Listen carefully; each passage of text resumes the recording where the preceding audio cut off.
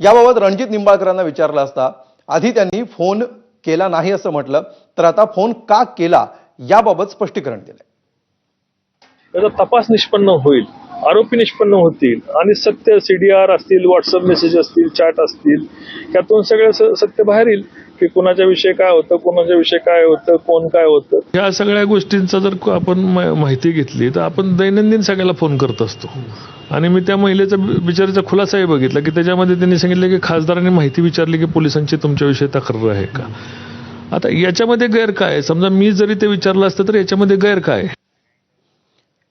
तर या सगळ्या प्रकरणावर मुख्यमंत्री देवेंद्र फडणवीस यांनी सुद्धा प्रतिक्रिया दिलेली आहे. पाहूया. विरोधी पक्षाच्या वतीनं जाणीवपूर्वक याला राजकीय रंग देण्याचा प्रयत्न होतोय, हे करणं काही योग्य नाही आहे. मी एवढं स्पष्ट सांगतो की डायरेक्टली किंवा इनडायरेक्टली कोणीही याच्यामध्ये इन्व्हॉल्व आहे असा पुरावा मिळाला तर आम्ही सोडणार नाही, पण राजकारण करू नका. पुढची महत्त्वाची बातमी. पालिका निवडणुका जाहीर होण्याआधीच महायुतीमध्ये जागा वाटपावरून आता रस्सीखेच सुरू झाली आहे का असा प्रश्न निर्माण होतोय. त्याचं कारण म्हणजे मुंबई महापालिकेसाठी भाजपनं 150+ टार्गेट ठेवल्याची माहिती आहे. केंद्र आणि राज्यापाठोपाठ आता मुंबई महापालिकेत सुद्धा भाजप वर्चस्व प्रस्थापित करण्याच्या तयारीत असल्याची माहिती सूत्रांकडून मिळते. 150 जागांवर उमेदवार उतरवण्याचा भाजपचा प्रयत्न आहे. दुसरीकडे शिंदे दिल्ली दौऱ्यावर आहेत आणि अशामध्ये एक महत्त्वाची माहिती हाती आली आहे. मुंबई महापालिकेमध्ये समसमान जागांसाठी शिंदेंची शिवसेना आग्रही असल्याची माहिती विश्वसनीय सूत्रांनी दिली आहे. तर दुसरीकडे शिंदे गटाला 65 ते 75 जागा द्यायला भाजप अनुकूल असल्याची सूत्रांची माहिती आहे. त्यामुळे मुंबईतील जागा वाटपावरून तेढ निर्माण होणार का हे पाहणं महत्त्वाचं असेल.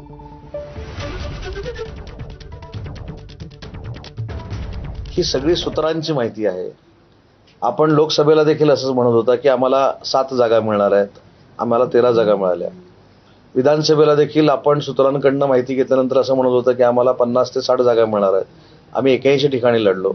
तसंच तुम्हाला मुंबई महानगरपालिकेमध्ये चित्र असेल.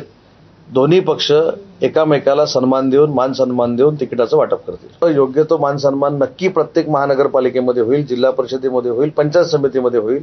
कुठेही कटुता त्याच्यामध्ये येणार नाही. आणि हे सुतोवाच स्वतः मुख्यमंत्री महोदयांनी केलेत आणि शिंदे साहेबांनी देखील केले. दरम्यान जागा वाटपाच्या या मुद्द्यावरून राऊतांनी शिंदेंवर काय टीका केली आहे आणि त्यांना नवनाथ बन यांनी काय उत्तर दिलंय पाहूया. भारतीय जनता पक्ष 150+ नारा देईल, एकनाथ शिंदे गट 120चा नारा देईल आणि अजित पवार किमान 100 जागा मुंबईत जिंकतील, असं एकंदरीत त्यांचा आत्मविश्वास दिसतो. आणि मग आम्हाला सगळ्यांना राजकारण संन्यास घेऊन हरिहरी करत केदारनाथला जावं लागेल. जी गुफा आहे मोदींची तिथे आम्हाला जाऊन बसावं लागेल. भारतीय जनता पक्षानं कितीही गर्जना केल्या तरी मुंबईमध्ये ठाकरे बंधूंचाच महापौर होईल, हे लक्षात घ्या. ह्याच्यामध्ये आता दुमत असण्याचं कारण नाही. मुंबई महापालिकेची निवडणूक झाल्यानंतर तुम्हाला केदारनाथला नाही तर हिमालयामध्ये निश्चितपणे जावं लागेल आणि संजय राऊत तुम्हाला तर राजकीय संन्यास घ्यावा लागेल, त्याशिवाय पर्याय नाही. मुंबईकरांनी ठरवलेलं आहे की महायुतीचं सरकार येणार आहे. टेकूची गरज तुम्हाला आहे, म्हणून तुम्ही आता वेगवेगळ्या पक्षाकडे भीक मागून युती करण्यासाठी प्रयत्न करतायत. तर एकीकडे ही सगळी चर्चा होत असताना शिंदेंनी मोदींची भेट घेतली आणि त्यानंतर शिंदे काय म्हणाले पाहूया.